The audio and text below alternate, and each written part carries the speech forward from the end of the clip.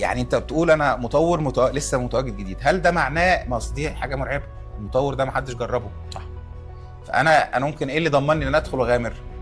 حلو، انا جديد في السوق بس مش جديد في الشغلانه.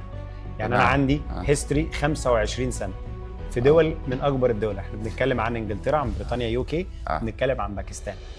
ده كمان بيخليني عندي الميزه الثانيه في ان انا ابيع بالاسعار. يعني انت موجود كشركه عقارات موجود في باكستان وفي انجلترا 25 سنه خبره، مسلم 28 كوميونتي، اكتر من 2 مليون وحده سكنيه. انا بكلمك على حاجه انترناشونال، على مطور على مستوى العالم، مش جديد على الشغلانه. ده بيخليني السبب الثاني او الميزه الثانيه اللي بتديني ميزه اقدر ابيع بيها بسعر ارخص من السوق، ان كل حاجه بتتصنع ان هاوس في المصانع بتاعتنا. هو ده بقى انت كده بدات تجاوبني بجد بقى.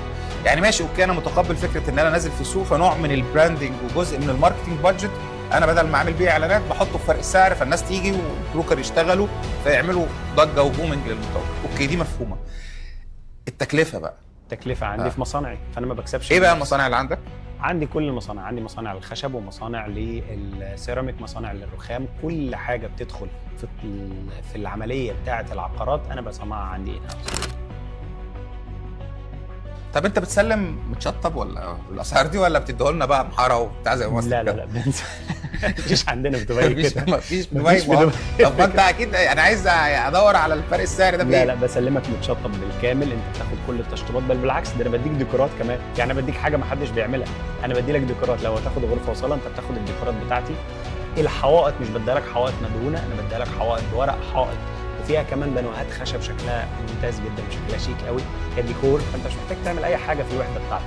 بتاخد مني المطبخ مفروش بالكامل بالكيتشن كابينتس بتاعته، بالكيتشن ابلاينسز، يعني ثلاجه، غساله، بوتاجاز، تستلمهم من ماركه سيمنز الالمانيه، ودي ماركه غنيه عن التعريف. ما انتوا كده انا بقى ما بلاش حجه. لا كده انتوا متاكد انتوا مطورين يعني وبتكسبوا؟